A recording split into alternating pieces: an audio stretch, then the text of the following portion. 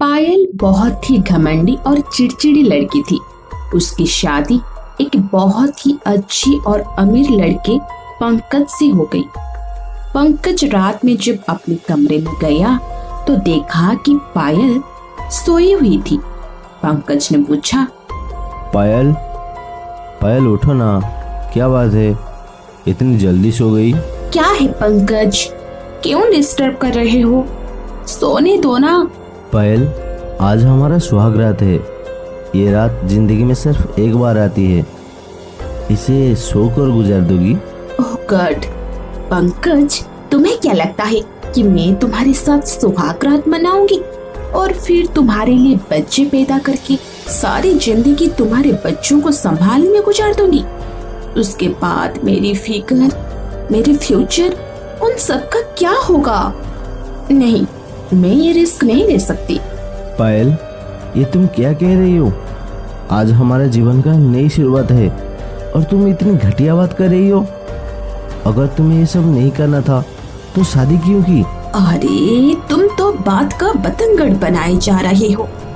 थोड़ा समय चाहिए मुझे ताकि मैं अपना फ्यूचर प्लान कर सकूं। पंकज चुपचाप बिना कुछ कहे सो गया। कुछ दिनों बाद पायल ने कहा, पंकज मैं सोच रही हूँ कि जॉब कर लूं। वैसे भी घर का सारा काम तो नौकर ही कर लेते हैं, फिर मैं अपना समय क्यों बर्बाद करूं? तुम्हें इस घर में किस चीज की कमी है पायल, जो तुम जॉब करना चाहती हो? सारी आयश आराम, एक अच्छी पोजीशन, सब कुछ तो है, फिर और क्या चाहिए तुम्हें? तुम चाहते हो कि मैं घर की चार दीवारी में तुम्हारे गुलाम बनकर रहूं?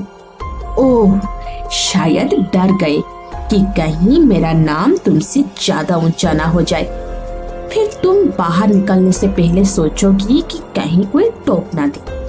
अरे वो देखो, मैडम पायल का पति जा रहा है। पायल, मैंने कभी सोचा भी नहीं था कि तुम ऐसा निकलोगी। अरे कितना घटिया सोच है तुम्हारा। अरे सोच ही क्या, तुम ही घटिया।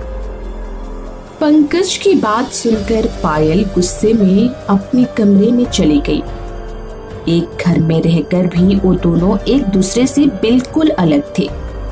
जैसे तैसे एक साल बीत गया। पंकज बहुत परेशान और उदास रहने लगा।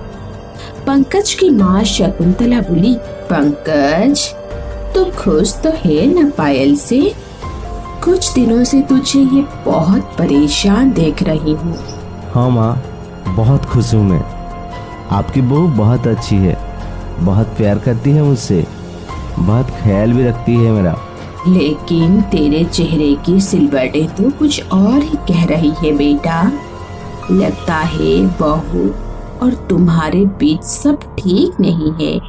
मुझे बता क्या बात है, क्या पता मैं कोई हाल निकाल सकूं। शकुंतला की बात सुनकर पंकज के सब्र का बांध टूट गया और वह रोने लगा और कहने लगा, माँ कुछ भी ठीक नहीं है। पायल और मैं एक कमरे में रहते हैं जरूर है, लेकिन हम आज तक पति पत्नी नहीं बन पाए। शायद उसे मैं पसंद नहीं हूँ। वो बहुत बदतमीज और घमंडी किस्म की लड़की है माँ। अच्छा ये बात है, काश तूने मुझे शुरू में ही बता दिया होता बेटा। अब सुन, अब जैसे मैं कहूँ वैसा कर। शकुंतला ने उसे सारा प्लान समझा दिया और उसके बाद पंकज निकल पड़ा उसकी सौतन ढूंढने। वह गाड़ी से जा ही रहा था कि उसे एक लड़की की रोने की आवाज आई। पंकज ने गाड़ी से उतरकर देखा तो एक जवान और खूबसूरत भिखारन जख्मी हालत में सड़क पर बैठी रो रही थी। पंकज ने उसे पूछा, सुनो, क्यों रो रही हो? क्या मैं तुम्हारा मदद कर सकता हूँ? साहब 2 दिन से खाना नहीं खाया, भूखी हूँ। मेरी सौतेली माँ ने मेरी हालत करके घर से निकाल दिया। सारे शरीर में चोटें, कुछ काम भी नहीं कर सकती। कुछ दिनों से भीख मांगकर गुजारा कर रही थी, पर 2 दिन से कोई भीख भी नहीं दे रहा। क्या तुम मेरे लिए एक काम कर सकती हो? मैं तुम्हें इतना पैसा दूंगा कि तुम्हें कभी काम करने की जरूरत नहीं पड़ेगी। हाँ करूँगी साहब, लेकिन काम क्या है? बस मेरी पत्नी के सामने उसकी सौतन बनने का नाटक करना है तुम्हें। मुझ पर यकीन करना, मैं तुमसे हमेशा दूर ही रहूंगा। साहब इस पेट के लिए मैं करूँगी, पर आप खाना तो दोगे ना? तुम्हें खाना रहना सब मिलेगा, बस जैसे मैं कहूँ वैसे ही करना है। वैसे तुम्हारा नाम क्या है? मेरा नाम चांदनी है। पंकज ने चांदनी के लिए नए कपड़े खरीदे, उसे खाना खिलाया और फिर उसे पार्लर ले गया। जब वह पार्लर से तैयार होकर निकली तो पंकज भी उसे देखता ही रह गया। उसने आज तक इतनी सुंदर लड़की नहीं देखी थी। चांदनी, चलो अब घर चलते हैं। माँ, जरा देखो तो कौन आया है। पंकज की आवाज सुनकर पायल भी आ गई।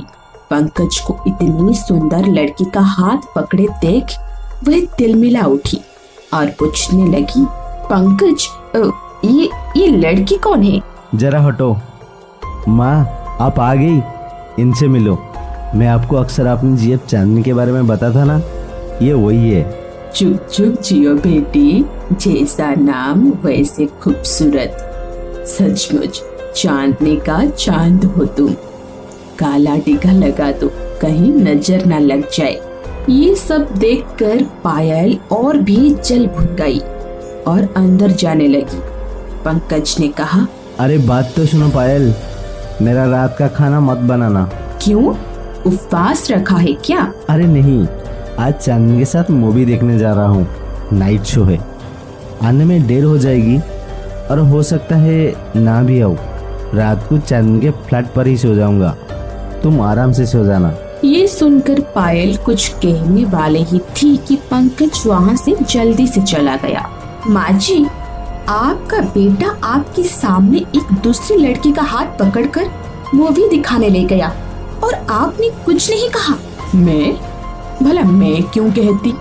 जब उसकी पत्नी को कोई फर्क नहीं पड़ता तो वे किसी के साथ भी जाए, मेरी वजह से। हाँ। शकुंतला देख रही थी कि पायल पर असर तो हो रहा है। कुछ दिन बाद चांदनी फिर घर आई और बोली, पिंकू डार्लिंग, कहाँ हो?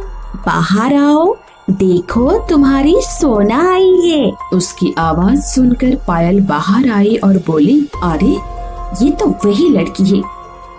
सुनो, यहाँ कोई पिंकू फिंकू नहीं रहता। डियर, तुम्हारा पंकज ही मेरा पिंकू है। जान जल्दी बाहर आओ, हमें लॉन्ग ड्राइव पर जाना है। मैं आ गया जान। पंकज, तुम्हें शर्म नहीं आती? तुम अपनी बीबी के सामने किसी और लड़की से फ्लर्ट कर रहे हो। ए लड़की, भाग यहाँ से, नहीं तो तेरा मुंह नोच लूंगी। हाँ पिंको, देख रहे हो तुम्हारी ये सो कॉल्ड वाइफ क्या कह रही है? इसे बता क्यों नहीं देते कि तुम मुझसे बहुत प्यार करते हो और अगले हफ्ते हम शादी कर रहे हैं। वैसे भी तुमने मेरे पिंकू को पत्नी होने का कौन सा सुख दिया है? पायल जोर से रोते हुए बोली, नहीं पंकज, आप मेरे साथ ऐसा नहीं कर सकते। कह दो कि ये सब झूठ है।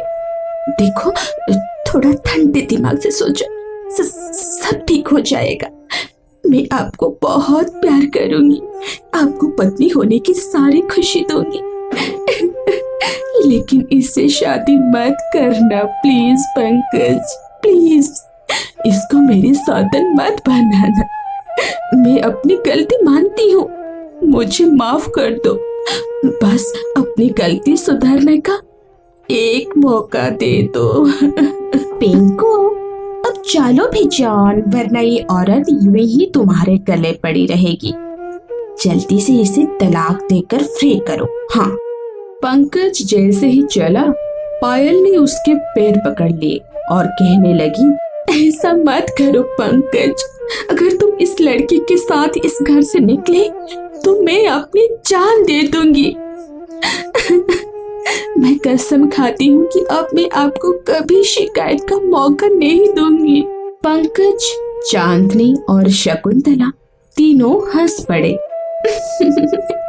अपनी कसम याद रखना पायल, तुम्हारे पति बहुत अच्छे हैं, इन्हें दुनिया की नजर से बचा कर रखना। मैं तुम्हारे पति को तुम्हें वापस करती हूँ। पायल उसे हैरानी से देखने लगी। उसने पूछा, तुम इतनी जल्दी कैसे? मुझे तुम्हारी सौतन नहीं बनना, मैं तो एक भिखारिन थी। एक दिन ये साहब मिले और आपकी कहानी बताई। बस आप दोनों को एक करने के लिए मैंने ये सब नाटक किया। मुझे माफ कर देना बहन, मुझसे बहुत बड़ी गलती हो गई। पंकज, अब मैं तुम्हें कभी खुद से दूर नहीं जाने दूंगी। आप हमेशा मेरे हो। कहकर वे पंकज के गले लग गई। उसके बाद चांदनी वहां से चल दी। पायल ने कहा, रुक जाओ चांदनी, तुमने मेरी जिंदगी बदली है, तुम्हारा मुझ पर एहसान है। अब तुम यहीं रहोगी और हम तुम्हारी शादी एक अच्छे लड़के से करेंगे। इसके बाद वो लोग खुशी खुशी रहने लगे।